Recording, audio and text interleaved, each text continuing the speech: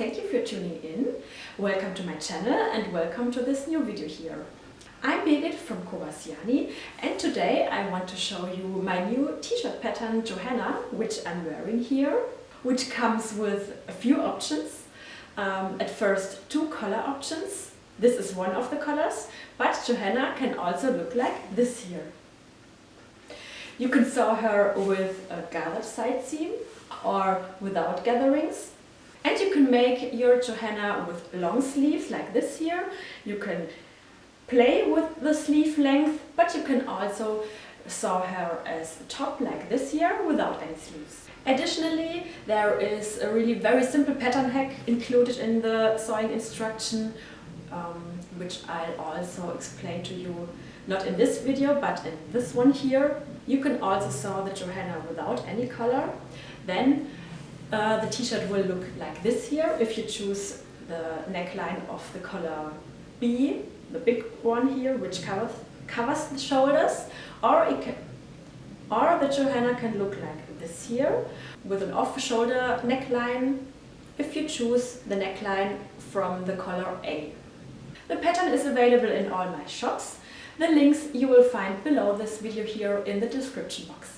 It is available, by the way, in English, German and French and fits to bust sizes 79 cm to 154 cm.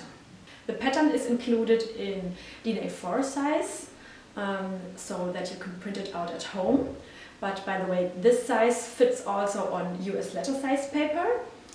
And the pattern is there in DIN A0, so that you could print it out in your copy shop. And it is available as a projector file, so that you won't need any paper at all. These three sizes or formats are all included in the pattern. Plus you will get a written sewing instruction with photos, of course. And in this video here, I'll show you how to sew the Johanna. As always, don't forget to like this video and to subscribe to my channel. If you want to see more creative content from my side, you can also follow me on social media. I'm mainly on Instagram and Facebook. All this helps me a lot as a small creator. So if you like the design, get yourself a pattern and let's get started with this project. Have fun! Before really starting with the sewing project, of course, the pattern has to be prepared. In this chapter, I'll show you quickly how to manage the DIN A4 pattern, which can, by the way, also be printed out on US letter size paper. The most important thing is that you print it out at 100% without any scaling. You can check this if you got this right on the first page with the control squares.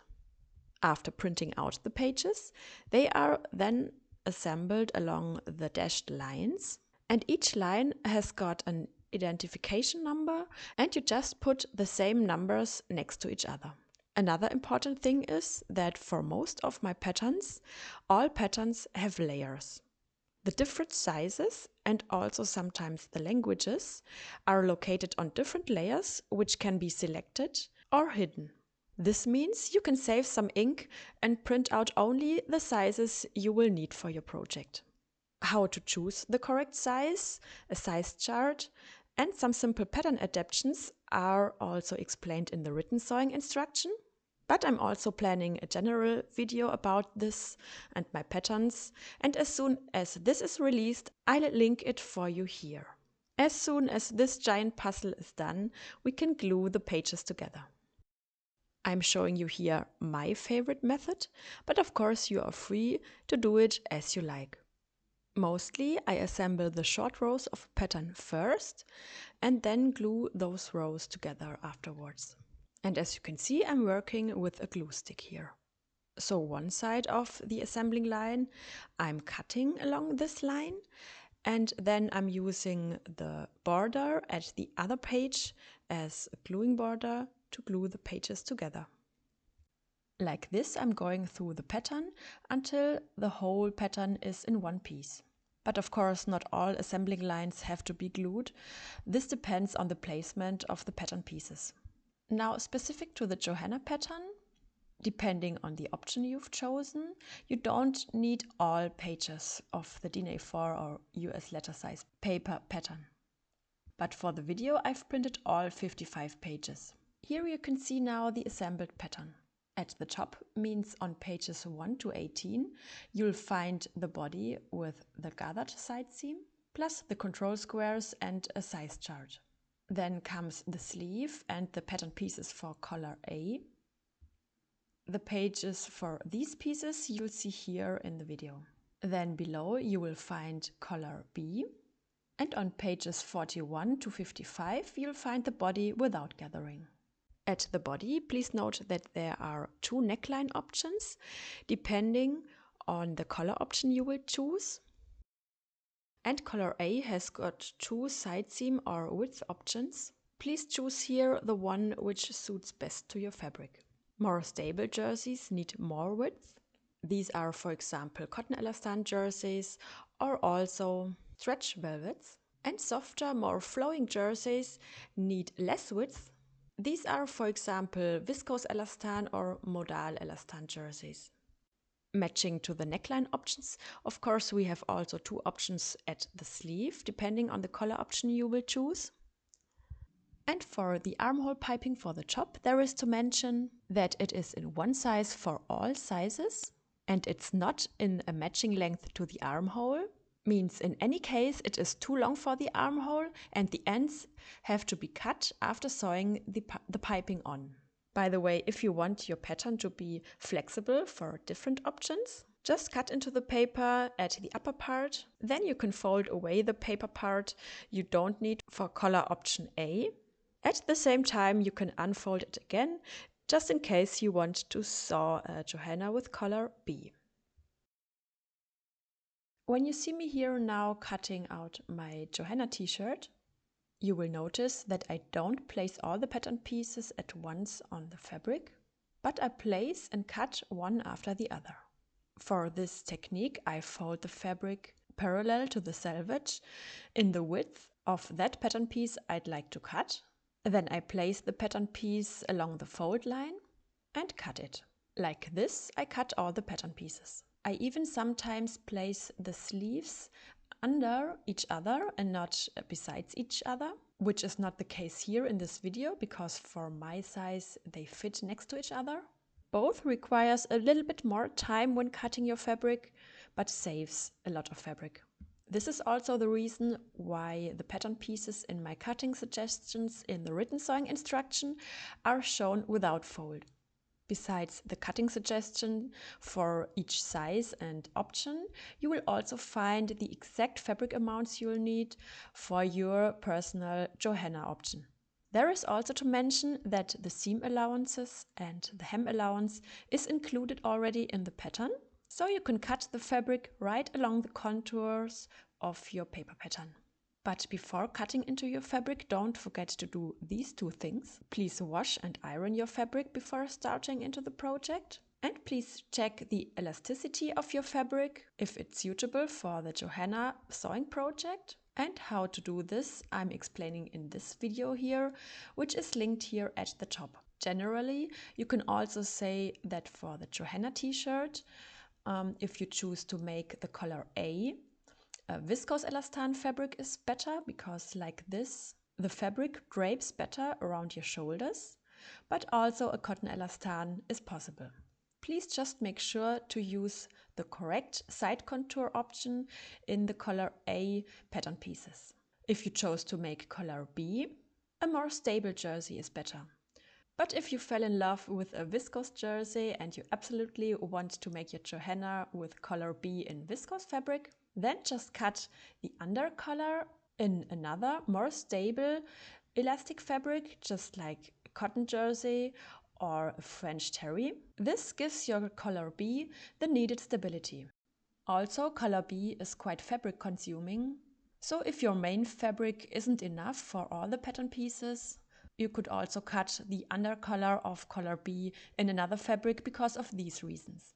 This is what I do here in the video.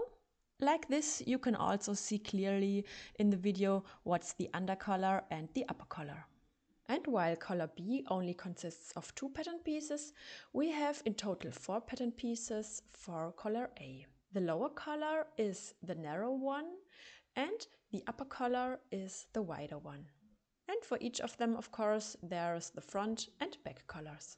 For this color also, of course, you could cut the lower color in a different fabric or design-wise cut all the pattern pieces for the color out of a different fabric. After the cutting work, all notches have to be marked. While for woven fabrics, I'm cutting oftentimes tiny little V's in the outline of the fabric. For jerseys or knitted fabrics, it's safer to mark the notches with a fabric marker or fabric chalk. Like this, there won't be a damage to the fabric. At the body, the following notches have to be marked. The sleeve notches here. Then, if you're sewing the side seam with gathering, the notches for end of start of the gathering and the hem notches. All these notches are marked on the wrong fabric side. Please also mark the center front and back at the neckline. For both markings, it's very practical to have them on both right and wrong fabric side.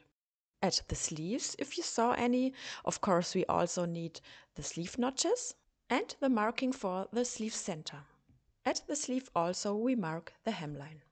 At the pattern pieces for color A, we need to mark again the center, front and back. And again, it's good to have these markings on both fabric sides.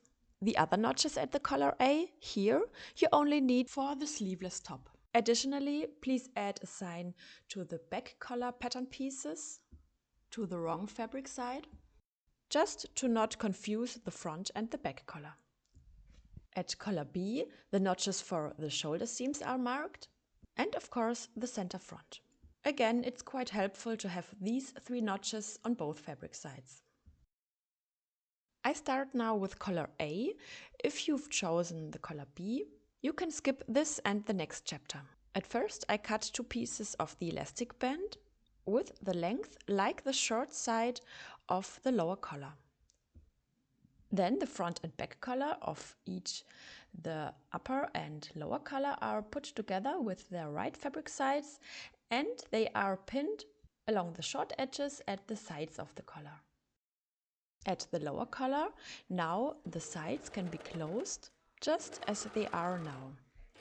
By the way, for the whole sewing project, it's quite practical to have an overlock sewing machine, but this is not absolutely necessary. You can also sew your Johanna with the regular household sewing machine.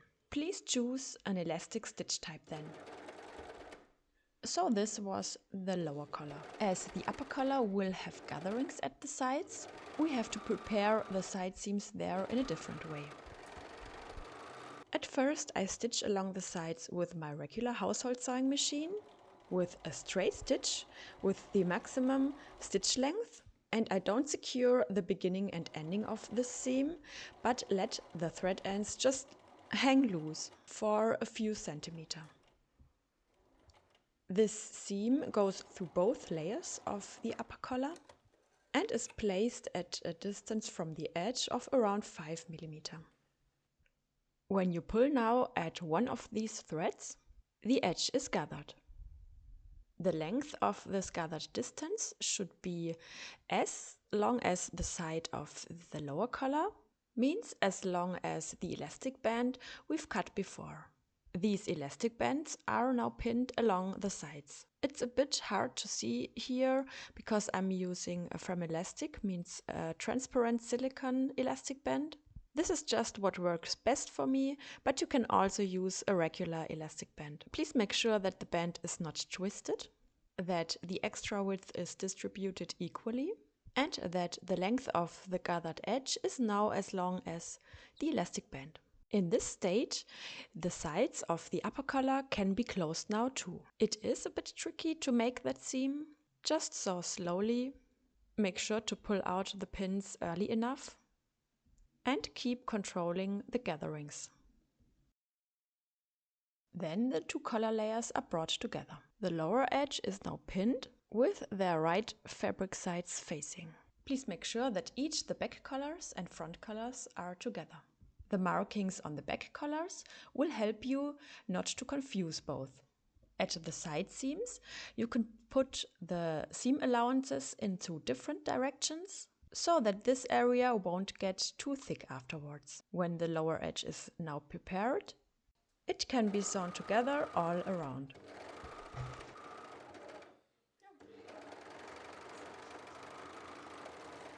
Then the collar can be turned over to its right fabric side, means the wrong fabric sides of the two layers are facing now. And of course, there is no sewing project without pressing. The lower edge of the collar, which we've just sewn together, is now pressed.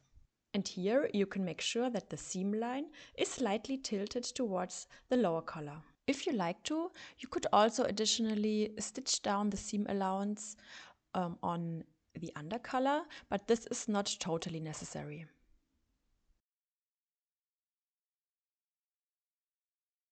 If you've chosen the sleeveless top option, a few more preparations need to be done now.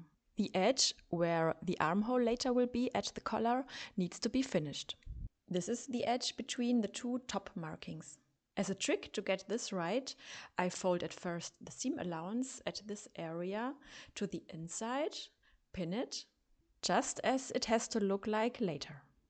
Then I turn this area of the collar inside out so that the right fabric sides are facing again.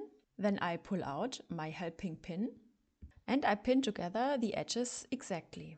The top notches and the seams have to be aligning. Again, you can put the seam allowances in opposite directions so that this area doesn't get too thick. Best is you keep the directions as determined before in the seam at the lower edge of the collar. Then this distance between the top notches has to be closed. If you're using your regular household sewing machine, this is no problem at all to make this exactly. Here again a close-up of the pinned area. If you're using an overlock sewing machine, this is of course not possible. The seam has to start a little bit after the notch and has to end a little bit before the notch, as an exact seam from point to point is not possible at this machine. But that's no problem, as we'll correct these corners at the regular household sewing machine with a straight stitch. These correction seams are started in the previous seam line here, and they are ended exactly at the notch. This has to be done, of course, 4 times in total. Of course, a matching thread would be better.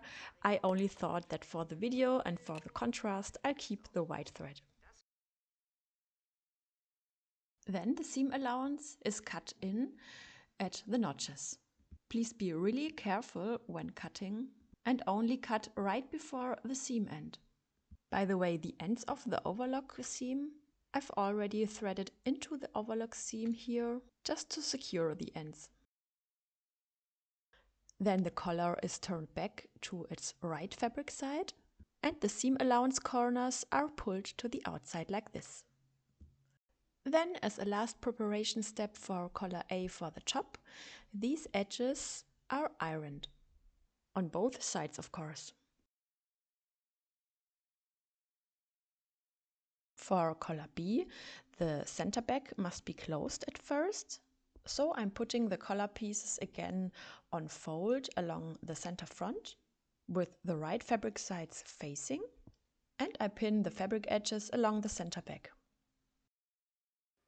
Then I close the center back seam in the upper and the lower collar. Of course, these seams also have to be pressed. If you press the seam allowance in the upper collar in the opposite direction of the seam in the lower collar, then this area doesn't get too thick. Then the two collar layers are assembled. Of course, the right fabric sides have to face each other. So I've turned around the lower collar on its right fabric side and put it into the upper collar, which is still inside out. And then of course the seams at the center back have to be aligned, and then I pin the lower edges together. This is the longer edge of the collar. Please don't forget to put the seam allowances of the center back seams into opposite directions. Then I saw the lower edge of the collar all around. Then I stitched down the seam allowance of the seam on the lower collar. This stabilizes the edge and makes that the lower collar is later not visible from the outside. This seam is obviously done with the regular household sewing machine with a straight stitch. The stitching goes through 3 layers, the 2 seam allowance layers and the layer of the lower collar. Then the collar can be turned over to the right fabric side and the lower edge is pressed. In this clip I haven't added the stitching from the step before yet. This is why you don't see any stitching here. But this means also I had quite a hard time ironing the edge. With the stitching it's much easier.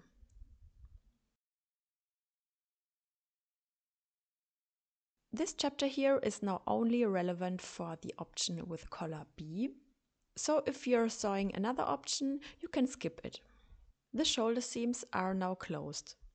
So I'm putting the front and back body with their right fabric sides facing on top of each other, and I pin the shoulders. Then the shoulder seams are closed. And afterwards the seam allowances are pressed towards the back body.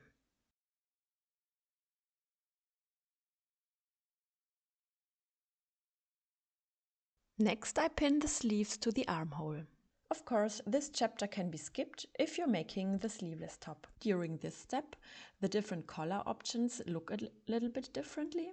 In most of the clips here, I'm showing you the option with collar B, means there are shoulder seams and the armhole seam is in one piece. Please match the 3 notches at the sleeve to the notches and the seam, means shoulder seam at the body armhole, front sleeve notch to front sleeve notch, shoulder notch to shoulder seam, and back sleeve notch to back sleeve notch. If the distances at the body armhole and sleeve aren't really matching, you probably confused the sleeves.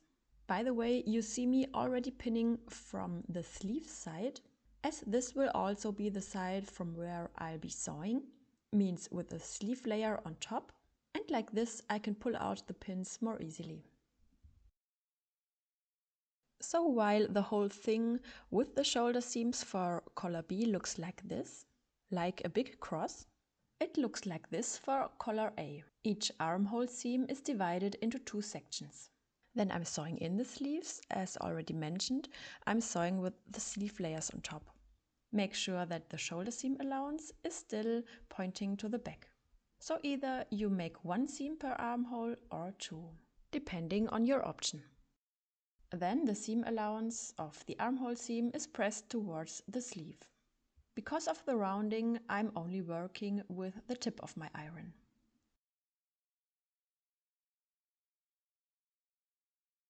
Then the sleeve seams and the side seams are pinned together with their right fabric sides facing, of course.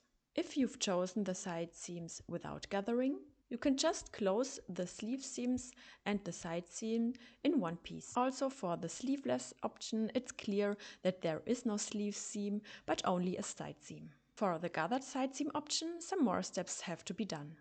By the way, this workmanship which I'm showing you here in the video is just my favorite option, but of course you're free to do your side seam gatherings as you like to. Beginning at the armhole, I already fix with pins a 50 cm long elastic band, but only between the armhole seam and the notch, which is called beginning of the gathering. From there on, the elastic band is hanging loose. Between the notches beginning and end of gathering, I will set a stitching to gather this distance. Okay, so now you see these 2 preparational steps at the sewing machine. At first I'm stitching on the elastic band along the fabric edges through both fabric layers, and this seam is started at the armhole seam and it ends at the notch beginning of the gathering. This is more or less just to baste the elastic band to the fabric.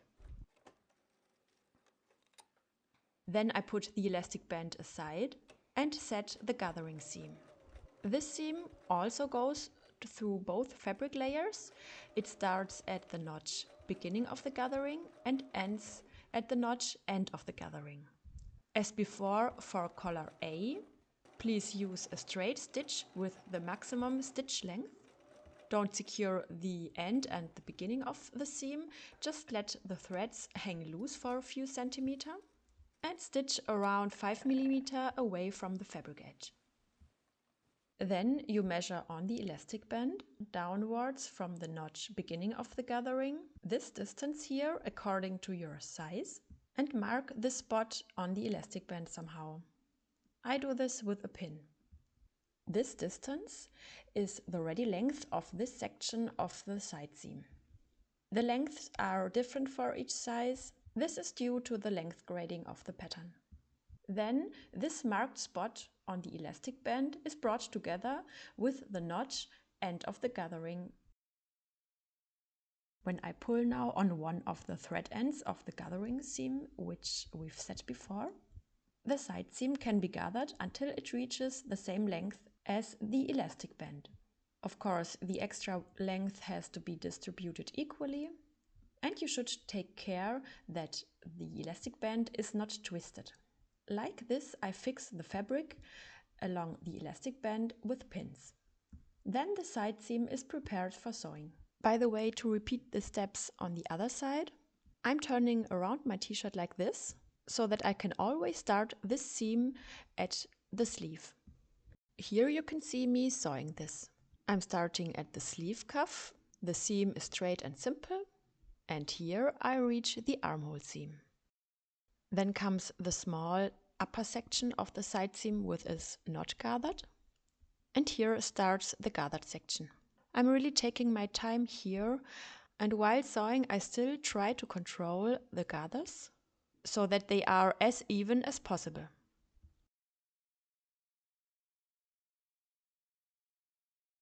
For the top we don't need the sleeves, but we need the armhole piping twice.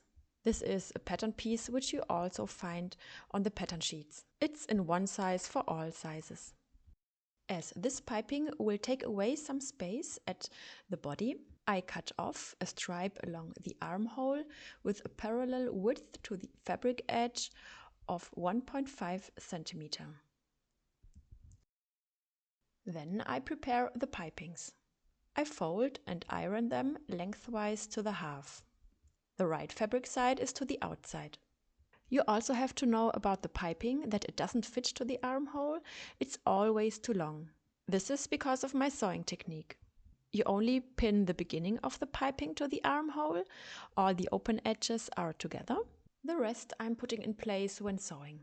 At the beginning of the seam, where the curve is rather flat, I'm not pulling the piping when sewing.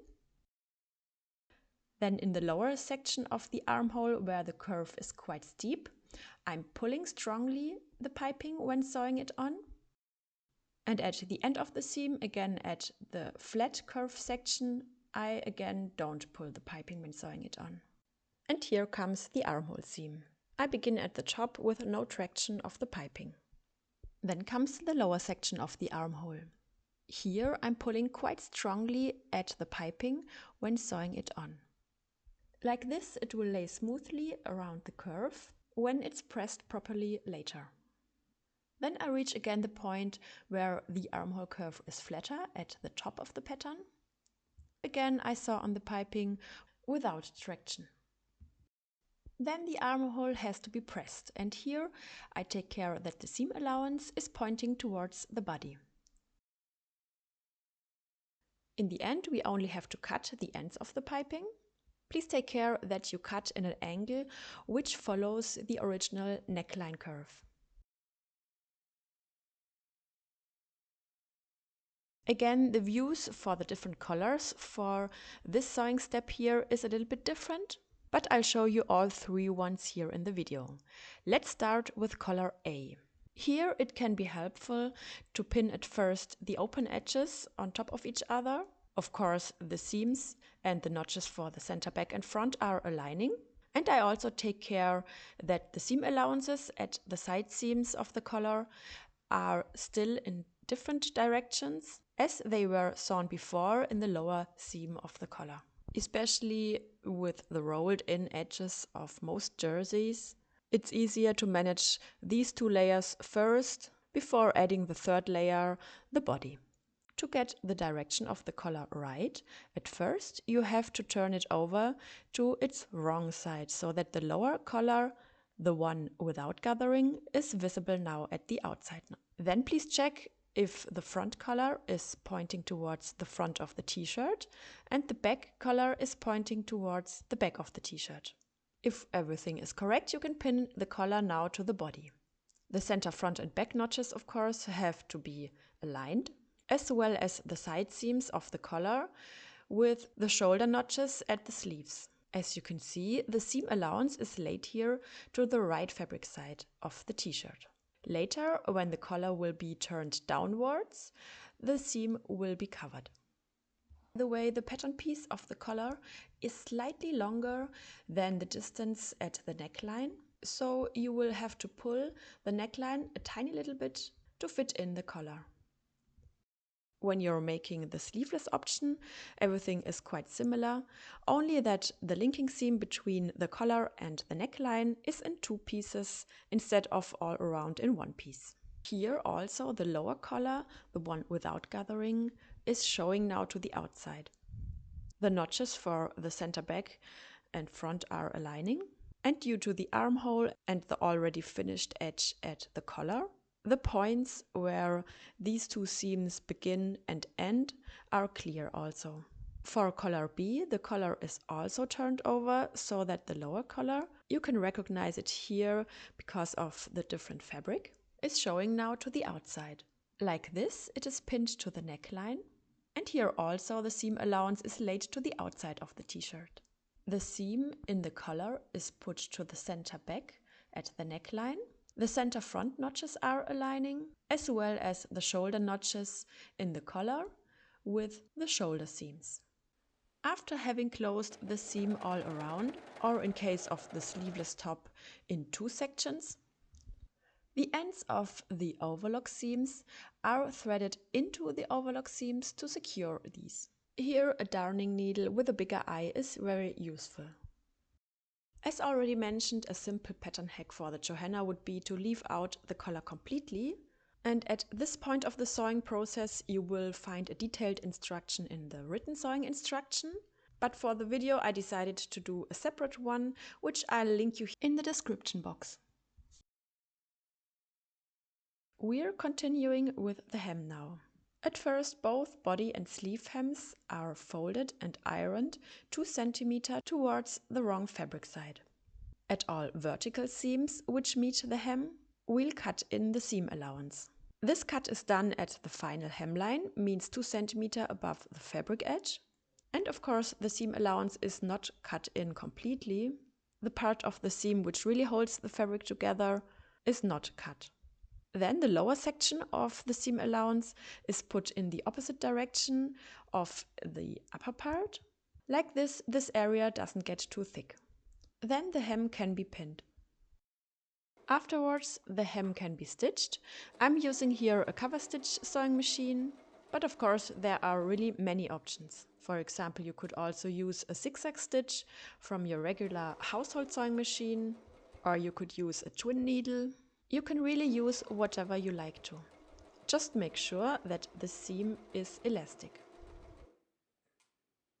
In the end, I like to give my hems a good press, as mostly these seams get a bit wavy. And with a little steam, everything is nice and flat. This very last step is optional and only applies to the shoulderless option with or without collar A. Because these Johanna options really look quite the same at the front and the back part. If you lay it flat on the floor, you can only see that the back parts, collar and body, are slightly bigger than the front parts, so you will always see the seams in the front. So if you think now you could confuse front and back when wearing the Johanna, you could attach a label or an embroidery or something similar in the back neckline, so that you will always know what's the back of the t-shirt. Okay, this was it. We are ready. I hope you've enjoyed the sewing process and that everything worked out well for your Johanna. If you post the result on social media, please don't forget to use this hashtag here. Thank you for watching the video. Don't forget to leave me a thumbs up here on YouTube. And I hope to see you very soon again to my next video. Take care until then. Bye!